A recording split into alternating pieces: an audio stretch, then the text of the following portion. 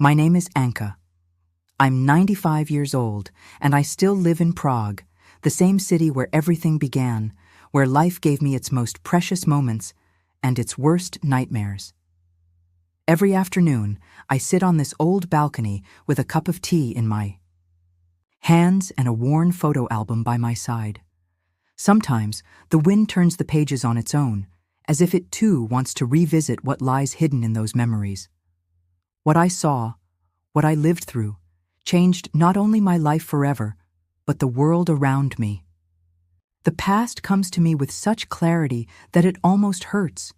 And it's not just the pain of what I lost, though that pain never truly leaves. It's also the strength I didn't know I had. The strength that kept me alive when the world seemed determined to destroy me in a concentration camp. Today I want to share my story, not because it's so different from the many others that have been left behind, but because it's mine, a truth made of love, sorrow, and hope. And maybe, by hearing it, you'll find a glimmer of light for your own dark days.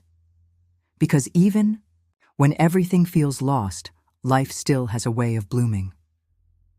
I was 21 when I met Bernd, and I can still feel that moment like it just happened yesterday. It was a crisp autumn evening in Prague, and the leaves were dancing across the sidewalks like they too wanted to be part of the celebration. The city still smiled, still sang, despite the quiet rumors of war drifting in through open windows. I remember choosing a light blue dress, simple, with a small flower embroidered at the collar. My mother used to say that blue made me look full of hope. In that ballroom lit by warm yellow bulbs, with couples twirling to the sound of American jazz, he walked in, tall, with dark hair slicked back, and a calm smile that seemed to light up the room. But it wasn't his looks that held me. It was his eyes. Deep eyes that seemed to see far beneath the surface, as if they could hear the silences inside my heart. He walked up to me slowly and said something simple, something that would change my life. "May I have this dance?" That touch on my hand was the beginning of everything. We danced through 3 songs, then 4, then lost count. When we stepped outside for some air, we talked for hours about books, dreams, how Prague felt suspended in time. I fell in love. Right there, sitting on the edge of a window, with him looking at me like I was the most important thing in the world. In the months that followed, our time together became my safe haven. We had coffee at a little bakery near the square, rode the trams just to see the city from above. At night, he would walk me home and say, "I love you with a kind of calm that frightens me, Anka." We married in the spring, a simple ceremony, in my parents' garden. The flowers were picked by me and my younger sister, and my mother sewed my dress from leftover fabrics. I remember holding Bernd's hands and feeling, with everything in me, that nothing bad could ever touch us. Our apartment was small, with windows facing a noisy street, but it was ours. The teacups, the kettle that always whistled too soon, the piles of books on the floor. At night, by candlelight, we would read to each other. We wrote little poems and hid them under the pillows like secret notes. But peace doesn't last when monsters are at the door. War crept in slowly, like smoke seeping in through the cracks. One day the newspapers announced that the Nazis had crossed the borders. The next, neighbors began to vanish without a word. Prague started to go quiet. Radios were banned. Yellow stars began to appear on people's clothing like open wounds. Then came the orders. Cold, impersonal. A letter with my name and a time to report to a transport site. It was 1942. Bernd had been taken weeks before. When I received the letter, I sat on the kitchen floor, the teacup still warm in my hands. I looked around our apartment, our home, and understood, with a pain that stole the breath from my chest, that I might never see him again. But something inside me refused to give up. A voice deep in my soul whispered, "You will find him." That night, I packed a small suitcase. I put on a nice hat, almost as an act of defiance, and tucked in a box of honey cookies he loved so much, my grandmother's recipe. I also hid something precious, a blue-covered notebook where I wrote poems for Bernd. In those pages, I captured the scent of rain in Prague, our lazy Sundays, the way he made me feel safe, even as the world crumbled around us. The station was crowded with lost faces. Children clinging to their mothers' skirts, men trying to look strong. I was trembling, but I held my chin high. I boarded the train not knowing where I was going. But I carried with me hope, and more than that, the memory of Bernd. Every poem, every word written in the dark became an anchor to keep me from losing my mind. When we arrived in Terezin, I realized that the truth was even worse than the nightmare I had imagined. Terezin. Even now, after all these years, the name feels like iron in my mouth. It wasn't just a camp. It was an absence, a place where colors faded, where time dragged its feet, and the faces around you felt like they belonged to another world. Everything in Terezin was hunger, hunger for food, for sleep, for warmth, for a human touch. I was separated from the men the moment I arrived, as all women were. But I heard, in a hurried whisper between the barracks, that Bernd was there too. In one of the men's quarters, not far away. My heart sparked to life, a weak flame, but still burning. I was close to him. I risked everything to see him. One night, a cook told me a section of the fence would be less guarded. I waited until darkness, swallowed the camp. I crossed it like I was floating. Fear pushed me forward, but love kept me upright. When I saw him, thin and hollow-eyed, my chest nearly collapsed. He looked 10 years older in just 2. We had only minutes together, hidden behind a trash depot. I gave him the honey cookies. They were dry, crumbling, but he lifted them to his lips as if they were a feast. We cried. We held each other like we could melt into one, and he whispered, "You are my home, Anka, even here." I returned to my barracks with the scent of him still clinging to my clothes. It was the first moment that felt anything close to joy since my imprisonment. A few days later, my body told me the truth. A new life had begun inside me. A flood of emotions swept over me: joy, fear, disbelief. I was pregnant, and in that place, it was a death sentence. If the guards found out, they'd kill me. Just like that. The secret had to be absolute. My mother was still alive, still in the same camp.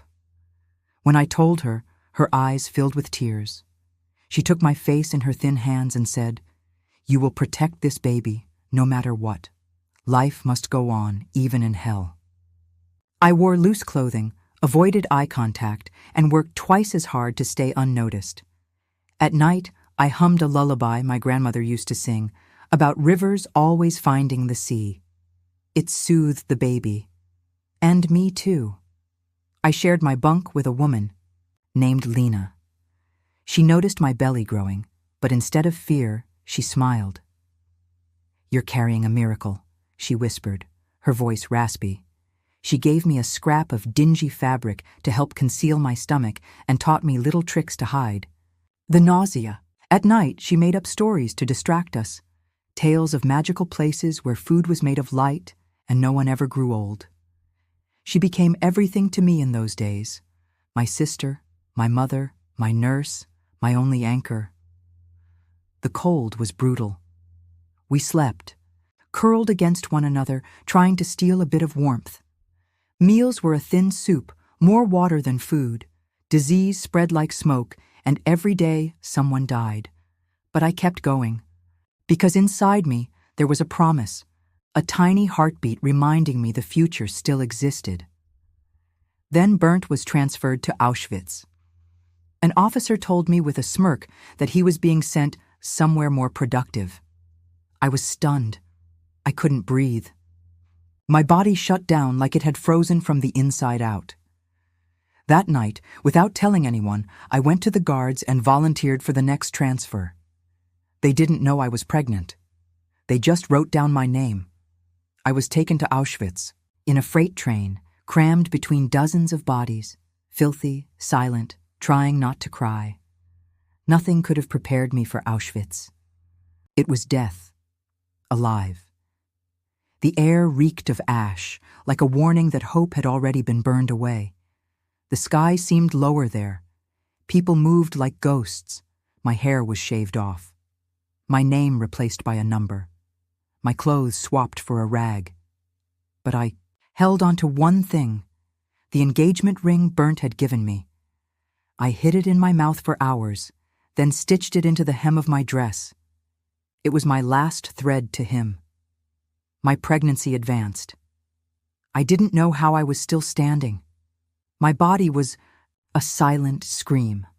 I was 8 months along when I was thrown into yet another train, this time bound for Mauthausen.